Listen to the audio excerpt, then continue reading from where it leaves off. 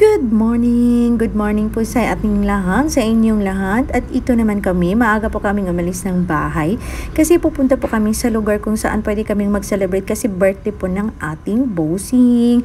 So, madilim pa po kaming umalis para makabot po kami ng Sea of Clouds. So, 4:32, umalis po kami ng bahay. At tingnan nyo naman ang isang part dito sa Davao, yung daanan namin, yung mga kalsada dito, ang ganda talaga. Kasi meron silang mga lights na nakalagay dun sa mga lane para po sa safety ng ating mga motorista. O, diba?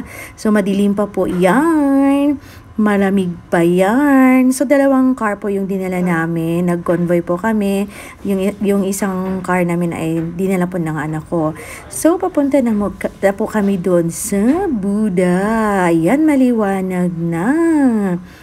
So, nakarating na po kami ng Kalinan. Medyo malapit na po siya. At saka, medyo maaga pa.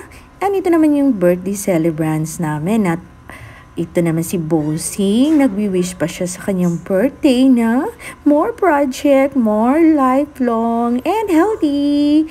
And yan po ang ating birthday celebrant. Happy birthday, mahal ko. Mahal kong Bossing asawa at commander. Ayan po. So, happy yarn. And 5:16 po, medyo maliwanag na po. Nakarating na po kami ng Kalinan. Bumili po kami ng tinapay ng pandesal. And ito naman ang bumugad sa amin. Nung nakarating na kami talaga malapit na sa may Buda.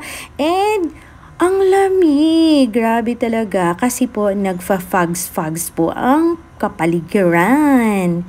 Yan, maliwanag na po. At saka hanggang dito ay talaga nga namang nagfa-fogs na at sana ay makakita kami ng mga sea of clouds. So, hinintay namin yung anak namin kasi naiwan. O yan, dumating na finally ang aming isang sasakyan na naka-convoy, dala ng aking Junakes. At ito yung mga adopted child namin. Charot. So, yan po sila dinala namin kasi part na po sila ng aming buhay. Ayan, ng mga busing namin.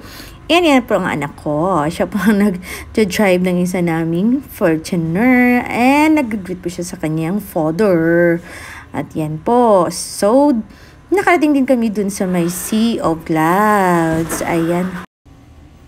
So, nag-stop po kami dito kasi dito sa lugar na to makikita natin yung Sea of Clouds. So, nakasunod po yung anak namin. Kumain po kami dito ng sikwati at putu maya. Ayan. So, ayan po si Busing. Happy birthday! So, ito na po yung sinasabi kong Sea of Clouds. Kapag ganitong panahon ay talaga makikita mo ang ganda. Tapos mayroon pang sunrise na naabutan namin. Talagang ang ganda-ganda tingnan. Lalo na pag nakikita niyo siya ng personal. Ayan, grabe talaga ang clouds. Buti nga hindi umulan. Kasi pag umulan, wala na po yan. So, yan po ang kabuuan naming galag-hala. At ito naman balik tayo sa negosyo. So, kahit na po na half day po kaming gumagala.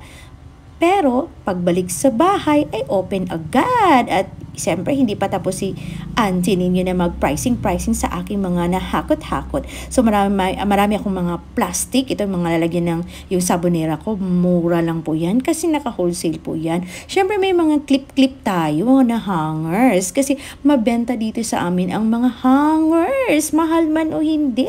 So, dagdag tinda na din. Sa ating pagtitinda, hindi lang po tayo nakafocus kung ano yung like for example yung mga basic needs, dapat alamin natin ano yung mga kailangan ng ating mga customers sa lugar natin at siguraduhin mayroon tayo sa store natin. Ayan, mayroon pa akong mga birthday items at saka yung balloons for 2024. Dapat ready na po tayo kasi malapit na po ang New Year. Mayroon din tayong mga charger at saka mayroon din tayong mga grocery. So sa ating sa negosyo natin, hindi lang po tayo nakafocus kung ano yung pwede nating ibenta. Mag-isip po tayo na pwedeng magdagdag ng ating sales. So, magbenta tayo ng kahit na ano na pwede na kailangan naman din sa ating community kung saan po yung sari store natin. So, ayan po ang aking, sa itaas po yan ng store namin. So, makikita niyo mga buting-ting. So, yan lang po ang aking update sa araw na ito na my birthday. And masaya pa din tayo kasi kahit na gumagala tayo, kahit nakapag-enjoy tayo, syempre birthday kasi, pero kumikita pa din tayo at masaya ako dahil yung sales namin ay sumobra po doon sa daily sales objective namin. Kasi may birthday po sa kabila, kaya maingay talaga masyado, kaya hindi ako nakapag-record, baka makopyright tayo. Nagvi-video kasi yung mga dear neighbors namin. So, ganun, kahit na gumagala tayo, ay kumikita pa din tayo. Ganun talaga ang buhay ng isang negosyante. Hawak mo yung time mo, and hawak mo kung paano mo paggaganahin ang operation ng ating tindahan. So, yun lang po. Thank you!